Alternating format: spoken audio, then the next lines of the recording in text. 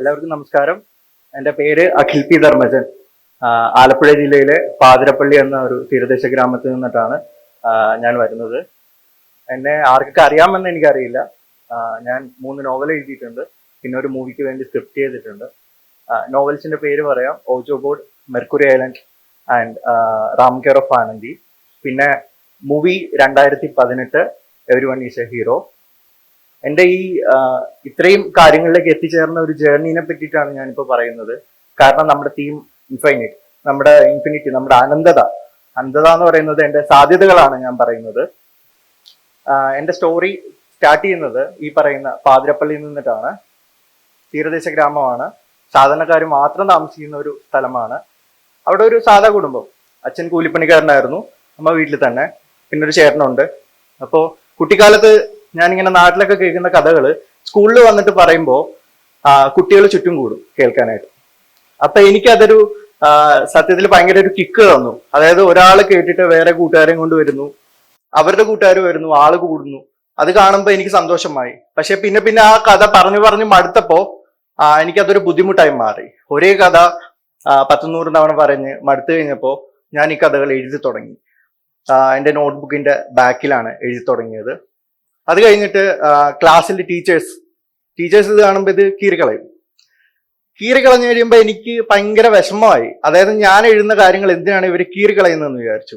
കാരണം ഞാൻ പഠിച്ച സ്കൂളുകളിൽ ഒരിക്കലും എനിക്കൊരു റൈറ്റർ എന്ന് പറഞ്ഞാൽ അല്ലെങ്കിൽ എന്തെങ്കിലും കഥാമത്സരമോ ഒന്നും നടന്നിട്ടില്ല, അല്ലെങ്കിൽ ഒരു സമ്മാനം അങ്ങനെയുള്ള ഒരു സാധനം എനിക്ക് കിട്ടിയിട്ടില്ല. അങ്ങനെ പിന്നെ മുന്നോട്ട് വളർന്നു വന്നു. ഇത് എഴുതുന്ന അച്ഛൻ ശ്രദ്ധിക്കാൻ തുടങ്ങി. അച്ഛന് വിദ്യാഭ്യാസം കുറവായതുകൊണ്ട് തന്നെ അച്ഛൻ കഥ എഴുതുന്നവര് ചിലപ്പോൾ മോശപ്പെട്ടു പോകും, അല്ലെങ്കിൽ കരിയർ എഡ്യൂക്കേഷൻ മാത്രം മതി എന്ന് വിചാരിച്ചത് കൊണ്ട് അച്ഛനും ഇത് നശിപ്പിക്കാൻ തുടങ്ങി. ഞാൻ എഴുതി വെക്കുന്ന ബുക്കുകളൊക്കെ എടുത്ത് കത്തിക്കുക, അല്ലെങ്കിൽ ആർക്കെങ്കിലും ആക്രിക്കാർക്ക് കൊടുക്കുക, അങ്ങനെയൊക്കെ ചെയ്യാൻ തുടങ്ങി. അപ്പോൾ ഞാൻ അച്ഛനൊക്കെ ചോദിച്ചു, എന്തുകൊണ്ടാണ് എൻ്റെ കഥകളൊക്കെ ഇങ്ങനെ നശിപ്പിക്കുന്നത്? അച്ഛൻ പറഞ്ഞു, നീ പഠിച്ചാൽ മതി, പഠിച്ച് നല്ല ജോലി മേടിക്കുക, വീട് വെക്കുക, കല്യാണം കഴിക്കുക, കുട്ടികൾ, ഇതൊക്കെയാണ് നിന്റെ ജീവിതം, അല്ലാതെ കഥ എഴുതണ്ട നീ എന്ന് പറഞ്ഞു. പിന്നീട് ഞാൻ ഒളിപ്പിച്ചു വെക്കാൻ തുടങ്ങി. ബുക്കുകളൊക്കെ എഴുതി കഴിഞ്ഞാൽ കൊണ്ടുപോയി ബെഡിന്റെ അടിയിൽ ഒളിപ്പിച്ചു വെക്കും. ഇപ്പം ഞാൻ എഴുതുന്നൊക്കെ വായിക്കാൻ വേണ്ടിയിട്ട് എൻ്റെ ഒരു ഫ്രണ്ട് ഉണ്ട്, അവന് വേണ്ടിയിട്ട് ഞാൻ എല്ലാ ദിവസവും എഴുതിക്കൊണ്ടിരുന്നത്. അങ്ങനെ 7ാം ക്ലാസ്സിൽ പഠിക്കുന്ന സമയത്ത് ഞാൻ അവിടെ ഒരു ലൈബ്രറിയിൽ പോയിട്ട് മെമ്പർഷിപ്പ് എടുത്തു. അങ്ങനെയാണ് അവിടെ ഒരുപാട് ബുക്കുകൾ കണ്ടപ്പോൾ എനിക്ക് മനസ്സിലായി ഒരുപാട് എഴുത്തുകാരുണ്ട്, ഒരുപാട് പുസ്തകങ്ങളുണ്ടെന്നും മനസ്സിലായി. അങ്ങനെ ആ പുസ്തകങ്ങൾ വായിച്ചു തുടങ്ങിയപ്പോൾ ഞാൻ എഴുതിക്കൊണ്ടിരിക്കുന്ന എല്ലാ സ്റ്റോറി ടെല്ലിംഗ് മെത്തേഡാണ്. അതായത് ഞാൻ കഥ പറഞ്ഞ് ശീലിച്ചുകൊണ്ട് ആ സ്റ്റോറി ടെല്ലിംഗ് മെത്തേഡിലാണ് ഞാൻ എഴുതിക്കൊണ്ടിരിക്കുന്നതെന്ന് എനിക്ക് മനസ്സിലായി. പക്ഷെ എനിക്ക് മാറ്റാൻ ശ്രമിച്ചു, സാഹിത്യം ഒരുപാട് കേട്ടാൻ നോക്കി. പക്ഷെ ലളിതമായ ഭാഷയിൽ മാത്രമാണ് എനിക്ക് എഴുതാനായിട്ട് സാധിച്ചത്. പിന്നെ ഇത് കഴിഞ്ഞിട്ട് ഒരു തവണ അച്ഛന് വായിക്കുന്നത് ഇഷ്ടമല്ല. ഒരു തവണ ഞാൻ വായിച്ചുകൊണ്ടിരുന്ന പുസ്തകം എടുത്തിട്ട് കത്തിച്ച് കഴിഞ്ഞപ്പോൾ എൻ്റെ മെമ്പർഷിപ്പ് കട്ടായി ലൈബ്രറിയിൽ. അതോടുകൂടി ഭയങ്കര വിഷമമായി. പിന്നീട് ഞാൻ എഴുത്ത് വീണ്ടും തുടങ്ങിയത് +2ന്റെ വെക്കേഷൻ സമയത്താണ്, 17 വയസ്സ്. അപ്പോഴാണ് ഞാൻ ഓജോ ബോർഡ് നോവൽ, എൻ്റെ ഫസ്റ്റ് നോവൽ ഞാൻ എഴുതി തുടങ്ങിയത്. 1 വർഷം കൊണ്ട് കംപ്ലീറ്റ് ചെയ്ത് കഴിഞ്ഞപ്പോൾ ഞാൻ ഈ ലൈബ്രറിയിൽ നിന്ന് കിട്ടിയിട്ടുള്ള പബ്ലിഷിംഗ് കമ്പനികളുടെ അഡ്രസ്സുകളുണ്ട്, ഇവിടെയൊക്കെ ഞാൻ അയച്ചു കൊടുത്തിട്ട് ഞാൻ വിളിച്ച് ചോദിക്കും എന്തെങ്കിലും മറുപടി കിട്ടുമോ, അല്ലെങ്കിൽ ആരെങ്കിലും ഇത് പബ്ലിഷ് ചെയ്യുമോ എന്നറിയാനായിട്ട്. പക്ഷെ ഒരാളും പബ്ലിഷ് ചെയ്തില്ല.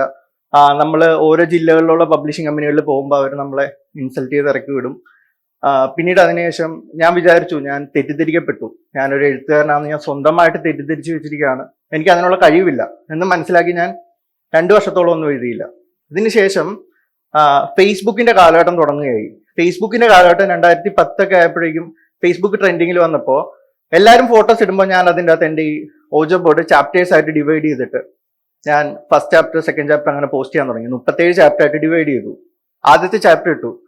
ഒരുപാട് പേര് കളിയാക്കി, നീ എന്താണ് ഫേസ്ബുക്കിൽ ചെയ്യുന്നത്, നീ ഫേസ്ബുക്കിലെ ആൾക്കാർ ഫോട്ടോ ഇടുന്നു, സ്റ്റാറ്റസ് ഇടുന്നു, നീ എന്താ എഴുതി വെക്കുന്നത്? ആരും വായിച്ചില്ല. പക്ഷെ വിമർശിക്കാനുണ്ടായിരുന്നു, ക്രിട്ടിസൈസ് ചെയ്യാനുണ്ടായിരുന്നു, പിന്തിരിപ്പിക്കാനായിട്ടുണ്ടായിരുന്നു. ഞാൻ 2ാമത്തെ ചാപ്റ്റർ ഇട്ടു, 3ാമത്തെ ഇട്ടു, ആരും വായിക്കുന്നില്ല. നിങ്ങളിപ്പോൾ ഓഡിയൻസ് ഉണ്ട് എനിക്ക് കേൾക്കാനായിട്ട്. ഒരാള് കേൾക്കാനായിട്ട് ഇല്ലെങ്കിൽ, അല്ലെങ്കിൽ വായിക്കാനായിട്ട് ഒരു വായനക്കാരനില്ലെങ്കിൽ, അത് വളരെ മോശമായിട്ടുള്ളൊരു, നമുക്ക് മനസ്സിന് ഭയങ്കര വിഷമം ഉണ്ടാക്കും. എനിക്ക് വിഷമം ഉണ്ടായി. പിന്നീട് ഞാൻ കഥ എന്ന് പറഞ്ഞൊരു ഫേസ്ബുക്ക് പേജ് തുടങ്ങി. അത് ലൈക്ക് ചെയ്യുന്നവർ കഥ വായിക്കാൻ ഇഷ്ടപ്പെടുന്നവരായിരിക്കും. ആ കഥ ലൈക്ക് ചെയ്തവര് അവരും വായിക്കുന്നൊന്നും ഇല്ലായിരുന്നു. ഞാൻ ഒരു 6 ചാപ്റ്റർ വരെ ഇട്ടപ്പോൾ ആരും വായിച്ചില്ല. 7ാമത്തെ ചാപ്റ്റർ ആയപ്പോൾ ഞാൻ വിചാരിച്ചു ഇത് നിർത്താം, എന്ന് വിചാരിച്ചു. പക്ഷെ ഒരൊറ്റ കമന്റ് അന്ന് വന്നു, ഇത് കൊള്ളാലോ എന്ന്. ആ കമന്റ് കണ്ടപ്പോൾ ഞാൻ വിചാരിച്ചു ഈ ആൾക്ക് വേണ്ടിയിട്ട് ഞാൻ ഫുൾ കഥ പോസ്റ്റ് ചെയ്യുമെന്ന്. അങ്ങനെ ഞാൻ പോസ്റ്റ് ചെയ്ത് തുടങ്ങി.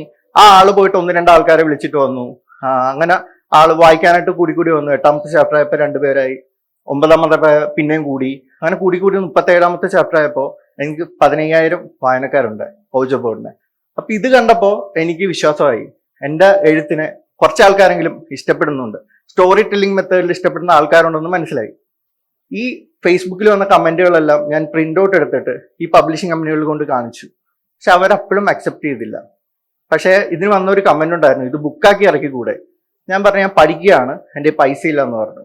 അപ്പൊ അതിന് താഴെ ഈ കമന്റ് ഇട്ടപ്പോ ഈ ബുക്ക് ഈ നോവല് ഓൺലൈനിൽ വായിക്കുന്ന ആൾക്കാരെല്ലാം കൂടെ ഓജോ ബോർഡ് എന്ന് പറഞ്ഞ ഒരു ഗ്രൂപ്പ് തുടങ്ങി. ഇതൊക്കെ ഞാൻ പിന്നീടാണ് അറിയുന്നത്.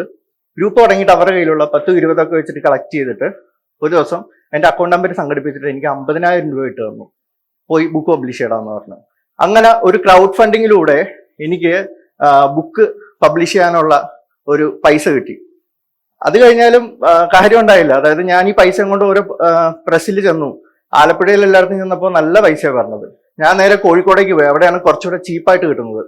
അവിടെ ചെന്നിട്ട് 1-2 പ്രിന്റിംഗ് പ്രസ്സിൽ തിരക്കിയപ്പോൾ ഒരു ഏകദേശം എമൗണ്ട് പറഞ്ഞു തന്നു. അപ്പൊ കയ്യിലുള്ള എമൗണ്ട് ഓക്കെയാണ്, പക്ഷെ ഇതിന് DTP ലേഔട്ട് ഇതൊക്കെ ചെയ്യണം, എനിക്കിത് അറിയില്ല. അപ്പൊ ഞാൻ ഇത് വീട്ടിൽ വന്നിട്ട് പറഞ്ഞു, ഇങ്ങനെ ലേഔട്ട് ചെയ്യാനായിട്ടൊക്കെ തിരക്കിയപ്പോൾ നല്ലൊരു എമൗണ്ട് പറയുന്നു DTP ഒക്കെ ചെയ്യാനായിട്ട്, ഞാൻ എന്ത് ചെയ്യും? അപ്പൊ അമ്മ വളയൂരി തന്നിട്ട് പറഞ്ഞു, എടാ നിനക്കിത് തന്നെ ചെയ്തുകൂടാ, നീ പോയി ഒരു ലാപ്ടോപ്പ് വാങ്ങിയിട്ട് ഗൂഗിളിൽ നോക്കി പഠിച്ച് ചെയ്യാൻ പറഞ്ഞു. അങ്ങനെ ഞാൻ യൂട്യൂബിൽ നോക്കിയിട്ട് പഠിച്ച് DTPയും ഇതൊക്കെ പഠിച്ച് പേജ് മേക്കർ അന്നാണ് ഞാൻ പരിചയപ്പെടുന്നത്. പേജ് മേക്കറിൽ ഞാനത് എൻ്റെ ബുക്ക് ഞാൻ തന്നെ ഡിസൈൻ ചെയ്തിട്ട് ഞാൻ പ്രസ്സിൽ കൊണ്ടുവന്നു. അപ്പോൾ അവിടുത്തെ ആൾ ചോദിച്ചു, ഇത് കൊള്ളാലോ, ഇത് ആരാണ് ചെയ്തതെന്ന് ചോദിച്ചു. ഞാൻ പറഞ്ഞത് ഞാൻ തന്നെ പഠിച്ച് ചെയ്തതെന്ന് പറഞ്ഞു. അപ്പൊ അദ്ദേഹം എനിക്ക് കുറച്ച് ഡിസ്കൗണ്ട് തന്നു പ്രിന്റിങ്ങിൽ. അങ്ങനെ ഞാൻ ബുക്ക് പ്രിന്റ് ചെയ്തു വീട്ടിൽ കൊണ്ടുവന്ന് വെച്ചു. വീട് തീരെ ചെറിയ വീടാണ്. അപ്പൊ ഇങ്ങനെ ബുക്ക് അടുക്കി വെച്ചിരിക്കുക. അപ്പൊ അച്ഛൻ പറഞ്ഞു, ഇതൊക്കെ ചെതലരിച്ചു പോകും, അങ്ങോട്ടും ഇങ്ങോട്ടും നടക്കാൻ പോലും പറ്റുന്നില്ല എന്ന് പറഞ്ഞു. ഞാൻ പറഞ്ഞു, ഇല്ല ഇതൊക്കെ ആൾക്കാർ വാങ്ങുമെന്ന് പറഞ്ഞു. എന്നിട്ട് ഇതുമായിട്ട് ഓരോ ബുക്ക് സ്റ്റാൾസിൽ ചെന്നു. ബുക്ക് സ്റ്റാൾസിൽ ചെന്നപ്പോൾ അവർ ചോദിച്ചു, ഇത് ആരുടെ ബുക്കാ? ഞാൻ പറഞ്ഞു, ഇത് അഖിൽ പി ധർമ്മന്റെ ബുക്കാ. അപ്പൊ അവർ ചോദിച്ചു, അതാരാന്ന് ചോദിച്ചു. ഞാൻ പറഞ്ഞു, ഒരു ഓതറാണ്, ഞാൻ തന്നെയാണ്, എന്റെ ബുക്കാന്ന് പറഞ്ഞു. അപ്പൊ അവര് പറഞ്ഞു, അങ്ങനെ കണ്ടവന്റെ ബുക്കൊന്നും ഇവിടെ വെക്കാൻ പറ്റത്തില്ല, അങ്ങനെ വെക്കുകയാണെങ്കിൽ ഇവിടെ മൊത്തം നിറഞ്ഞിരിക്കും എന്ന് പറഞ്ഞു. സ്വന്തമായിട്ട് പോയി പബ്ലിഷ് ചെയ്യുക, കൊണ്ടുവന്ന് വെക്കുക. അപ്പൊ ഈ ഇരിക്കുന്നവരൊക്കെ ആരാന്ന് ചോദിച്ചു. അപ്പൊ മെയിൻ ആയിട്ടുള്ള കുറെ ഓതേഴ്സിന്റെ ബുക്ക് അവിടെ ഡിസ്പ്ലേ ചെയ്തിട്ടുണ്ട്. ഞാനും ആഗ്രഹിച്ചു എന്റെ ബുക്ക് അവിടെ നിന്ന് ഡിസ്പ്ലേ ചെയ്യണമെന്ന്. വെച്ചില്ല, ഒരാൾ പോലും വെച്ചില്ല. എറണാകുളത്തുള്ള പല സ്റ്റാൾസിലും പോയി, ആലപ്പുഴയിലൊക്കെ തിരക്കി, ആരും വെച്ചില്ല. പിന്നെ ചോദിച്ചവരൊക്കെ അതിന്റെ പ്രിന്റിംഗ് പൈസ പോലും കിട്ടാത്ത രീതിയിലാണ് അവർ ഡിസ്പ്ലേ ചെയ്യാന്ന് പറഞ്ഞത്. പിന്നെ ഞാൻ എന്തെടുത്തു, വീട്ടിൽ വന്നപ്പോൾ അച്ഛന്റെ മുഖം കാണണം ഇങ്ങനെ. ഞാനിതൊക്കെ എന്റെ സൈഡ് ബാഗിൽ എടുത്തു വെച്ചിട്ട് ഞാൻ നേരെ ആലപ്പുഴ ബസ് സ്റ്റാൻഡിലേക്ക് വന്നു. നിർത്തിയിട്ട ബസ്സിലൊക്കെ കയറി ചെന്നിട്ട് ഞാൻ എന്റെ ബുക്ക് പരിചയപ്പെടുത്തി. ഇത് ഓജോ ബോർഡ്, ഇത് എന്റെ ബുക്കാണ്, എനിക്ക് പ്രിന്റിങ്ങിന്റെ പൈസ തന്നാൽ മതി, നിങ്ങൾ ഇതൊന്ന് വായിക്കുമോ എന്ന് ചോദിച്ചു. കുറച്ച് ആൾക്കാർ വാങ്ങി. റെയിൽവേ സ്റ്റേഷനിൽ പോയി, അവിടെ നിന്ന് വാങ്ങി കുറച്ച് ആൾക്കാർ. ഞാൻ എല്ലാ ജില്ലയിലും കൊണ്ടുനടന്നിട്ട് എന്റെ ഈ 1000 കോപ്പി ഞാൻ വിറ്റ് തീർത്തു. കേരളത്തിലെ 14 ജില്ലയിലും ഞാൻ കൊണ്ടുനടന്ന് ബുക്ക് വിറ്റിട്ടുണ്ട്. അങ്ങനെ എന്റെ ഫസ്റ്റ് എഡിഷൻ ഓജോ ബോർഡ് ഫുള്ള് സോൾഡ് ഔട്ട് ആയി. അതിനുശേഷം സെക്കൻഡ് എഡിഷൻ പോകാനുള്ള പൈസ എൻ്റെ അന്ന് കിട്ടി. എന്റെ 2ാമത്തെ നോവല് മെർക്കുറി ഐലൻഡ്, അത് ഞാൻ റിലീസ് ചെയ്തു സ്വന്തമായിട്ട് തന്നെ. ഇതും കൊണ്ടുനടന്ന് വിറ്റു. 3ാമത്തെ ബുക്കിലേക്ക് എത്തിയപ്പോഴേക്കും എന്നെ റിജക്ട് ചെയ്ത് വിട്ടിട്ടുള്ള എല്ലാ പബ്ലിഷിംഗ് കമ്പനികളും അതിനുവേണ്ടി പിടിവലി ആയിട്ടുണ്ടായിരുന്നു. കാരണം എന്റെ ഈ 2 ബുക്കുകൾക്കും വേണ്ടി ഈ ബുക്ക് സ്റ്റാൾസിൽ ആൾക്കാർ തിരക്കി വന്നു തുടങ്ങി, ഓജോ ബോർഡ് ഉണ്ടോ, മെർക്കുറിയലിനുണ്ടോ. അപ്പൊ അവർക്ക് ഇത് ആരുടെയാ? ഇതൊരു അഖിൽ പി ധർമ്മൻ എന്ന് പറഞ്ഞൊരു ഓതറുണ്ട്, ആ ആളുടെയാന്ന് പറഞ്ഞു. അപ്പൊ എന്നെ പറഞ്ഞു വിട്ട ബുക്ക് സ്റ്റാൾസ് വിളിക്കാൻ തുടങ്ങി, കമ്മീഷൻ കുറച്ച് ഇത് ചെയ്ത് തരാം, നീ കൊണ്ടൊന്ന് ബുക്ക് വെക്കാൻ പറഞ്ഞു. അപ്പോ സന്തോഷമായി. ഞാൻ ഈ പറഞ്ഞിടത്തൊക്കെ കൊണ്ടുപോയി ബുക്ക് വെച്ചു. എന്റെ ഈ പറഞ്ഞിട്ടുള്ള ഡിസ്പ്ലേയിൽ എന്റെ ബുക്ക് വന്നു. അതിനുശേഷമാണ് എന്നെ 2018 മൂവിയിലേക്ക്, അതും ബുക്കാണ്, നിമിത്തം, അതായത് ജൂഡ് ആന്റണി ജോസഫ് എന്റെ ഓജോ ബോർഡ് ബുക്ക് വായിക്കുകയും എന്നെ സിനിമയിലേക്ക് ഇൻവൈറ്റ് ചെയ്തു. വിളിച്ചിട്ട് പറഞ്ഞു, നീ ഇതിന്റെ സ്ക്രിപ്റ്റ് ചെയ്യണം, നീ മെർക്കുറിയലിന്റെ ഒക്കെ എഴുതിയല്ലേ, അതൊരു ഫാന്റസി നോവലാണ്, നിന്നെ കൊണ്ട് പറ്റും, പ്രളയം അടിസ്ഥാനപ്പെടുത്തിയാണെന്ന് പറഞ്ഞു. നമുക്കിപ്പോ മൾട്ടി സ്റ്റാർ ആണ്, വലിയൊരു ക്യാൻവാസ് ആണ്, ആദ്യമായിട്ട് ഒരാൾക്ക് സിനിമയിലേക്ക് എൻട്രി കിട്ടാവുന്നതിന്റെ മാക്സിമം വലിയൊരു എൻട്രി ആണ്. എങ്കിലും എഴുതുമ്പോൾ ഒരു ഡൗട്ട് ഉണ്ടായിരുന്നു, ഇത് വിജയിക്കുമോ എന്നൊക്കെ ഉള്ളത്. പക്ഷെ എൻ്റെ ആ ഫസ്റ്റ് മൂവി 200 കോടി ക്ലബിൽ കയറി. അപ്പൊ ഞാൻ പറഞ്ഞു വന്നത്, 2ാമത്തെ കാര്യം, എന്റെ നോവല് 3ാമത്തെ നോവല് DC ബുക്സ് പബ്ലിഷ് ചെയ്തു. അതിപ്പോ 3 ലക്ഷം കോപ്പികൾ പോയി. ആ 1000 കോപ്പികളുമായിട്ട് ഞാൻ വിൽക്കാനായിട്ട് നടന്നില്ലായിരുന്നെങ്കിൽ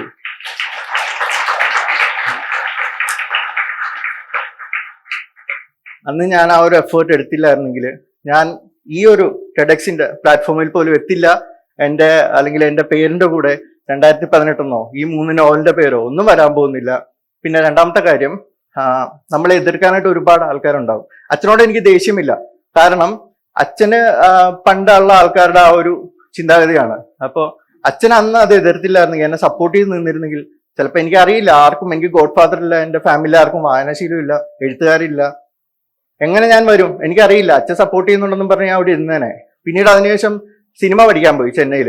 അവിടെ പോയിട്ട് അനുഭവങ്ങൾ തേടിയിട്ടാണ് ഞാൻ റാം കെയർ ഓഫ് ആനന്ദി എഴുതിയിട്ടുള്ളത്. അപ്പോൾ എനിക്ക് പറയാനുള്ളത്, നമുക്ക് ചാൻസസ് ഒരുപാടുണ്ട് നമുക്ക് ചുറ്റിനും. ഇപ്പൊ ഫേസ്ബുക്ക് ഞാൻ യൂസ് ചെയ്തിട്ടുണ്ട്, പിന്നെ അതുപോലെ തന്നെ ഇൻസ്റ്റാഗ്രാമിൽ റീൽസ് ഒക്കെ ഒരുപാട് വൈറലായി കഴിഞ്ഞിട്ടാണ് എന്റെ റാം കെയർ ഓഫ് ആനന്ദി ഇത്ര എഡിഷൻസ് പോയി. ഇപ്പൊ 45 എഡിഷൻസ് കഴിഞ്ഞു, മുന്നോട്ട് പോയിക്കൊണ്ടിരിക്കുന്ന എന്റെ 4ാമത്തെ ബുക്കിന്റെ പ്ലാനിങ്ങിലാണ് ഞാനിപ്പോ. അപ്പോൾ നമുക്ക് ചുറ്റുമുള്ള സാധ്യതകൾ അനന്തമാണ്, നമ്മളത് എങ്ങനെ ഉപയോഗിക്കണം എന്നുള്ളതാണ് അതിൻ്റെ അകത്തുള്ള കാര്യം. രണ്ടാമത്തെ കാര്യം, നമ്മളെ ഡീമോട്ടിവേറ്റ് ചെയ്യാനായിട്ട് ചുറ്റിനും ഒരുപാട് ആൾക്കാരുണ്ടാവും. പക്ഷെ ഒരു കാരണവശാലും നമ്മൾ അവരുടെ ഇതിൽ വീഴരുത്. നമ്മുടെ ലക്ഷ്യത്തിന് കൃത്യമായ ഒരു ഫോക്കസ് നമുക്കുണ്ടെങ്കിൽ മുന്നിലേക്ക് തന്നെ പോവുക, നിങ്ങൾ വിജയിക്കും. അതിന് എനിക്ക് പറയാൻ പറ്റുന്നത് എൻ്റെ ലൈഫാണ്. Thank you so much.